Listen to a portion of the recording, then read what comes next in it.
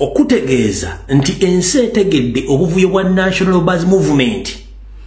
Olunaku lwajjo wabaddeyo okuziika essanga Matugga mu kuziika taata wa Jeno Kawagga.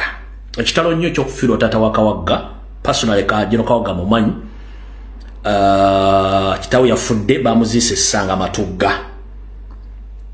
Naye mu kuziika okwo wabaddewo Reverend Father yavudde mu mbeere enneema n'emukwata. Yalangidde Jeno Kawagga, n'alangira Katumba Wamala, n'alangira Proscovia Naraiso, n'alangira buli omu yabaddewo ng'abagamba bye mugamba nti bye mwalwanira mu nsiko eby'okkuba abantu n'okuwamba n'okutta abantu binaakoma ddi, era eggwanga mwagala diteeka mu nsasa kutuuka ddi.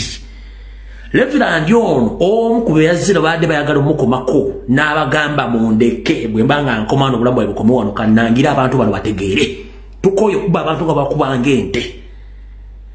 Abantu bano ebintu bino babikola nga bakimanyi nti baagala kutta bannayuganda. Reverend Father wonna wooli message yo Mukama yagikuwadde ogyogere naye tukooye Fugabbi n'akamanyiro. Kambazanyire video ya Reverend Father ono mugiwulire.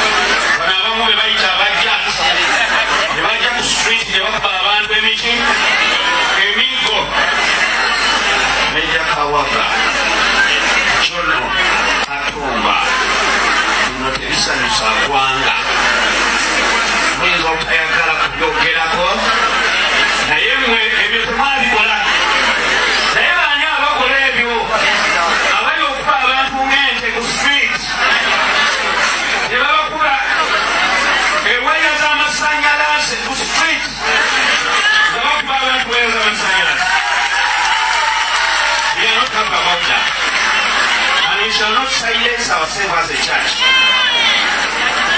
We need each other. Buli omu yeetaaga mune, era buli omu yeetaaga okubeerawo ku mirembe ne mu ssanyu. Naye tubasaba mmwe abakulu bakadde baffe, bano abaana abakuba abantu maama na lweiso, bano abaana abakuba abantu mubakoleko, kubanga eggwanga tulyagala, eggwanga lyaffe ffenna. Twandyagadde tubeere bumu.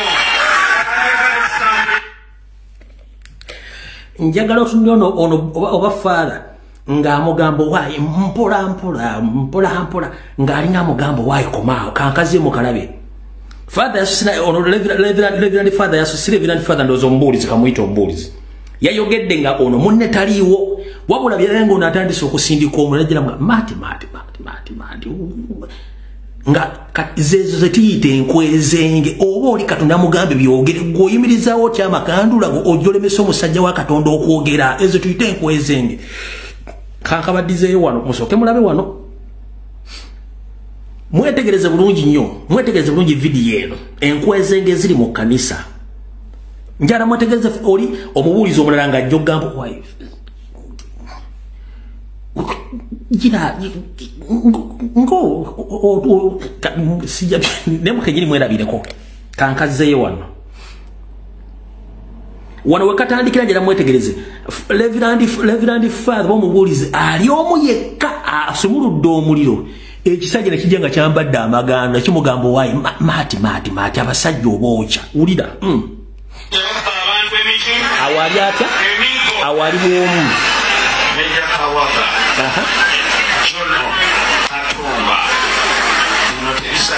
Gwanga mwiza utayagala kubyogerako naye mwe ebyo temwabikola naye baani abakola ebyo abali okuba era mulaba ali bwomu tebabakula ewaya z'amasanyalaze ku street nga bakuba abantu waya z'amasanyalaze. We are not talking about that. And we shall not silence ourselves as a church. We need each other. Fena buli omu yeetaaga munne. Fena buli omu yeetaaga okubeerawo ku mirembe ne mu ssanyu. Naye tubasaba mmwe abakulu bakadde baffe. Bano abaana abakuba abantu n'amala n'ajja wuuyo mulaba. Bano abaana abakuba abantu mubakubeku. Kubanga eggwanga mpola twandyagadde tubeere buno. Twandyagadde tutambulire wamu. Okuyiwa omusaayi kukome. Yagenda mu nsiko n'amasasi gali muki? Gali mu mubiri gwe. Tetwandyagadde tukopaaka. Njagala kuddayo mu nsiko. Eggwanga lyaffe libeere lya mirembe. Mwe abakulu abakyaliwo mukume ku baana bano oba bavaawa. Abamu nno baddugavu ettutututu. Tubavaawa.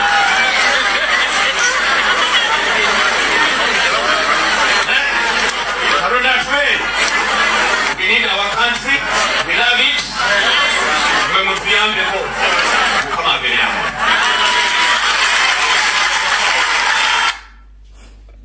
Kati awo tunvuddewo. Bwe tuvaawo awo kati wano wali okulya n'okukomba essowaani wenjagala buli omu ompe amatuugo.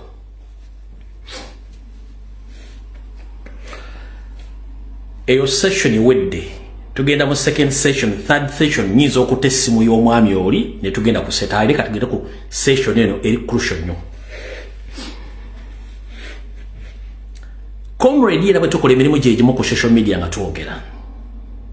Mbaagala nnyo mwebale ekkola. Nzikiririza mu democracy. Nzikiririza mu decision y'omuntu. Era buli omu kyakola nkikkiririzaamu. Nereka kwefuula nti gwe otegeera. Era leka kwefuula nti abalabye boogera tebikola makulu gwe kyoyogedde kye kigenda okukola decision esembayo ogw'omuzimu guleke.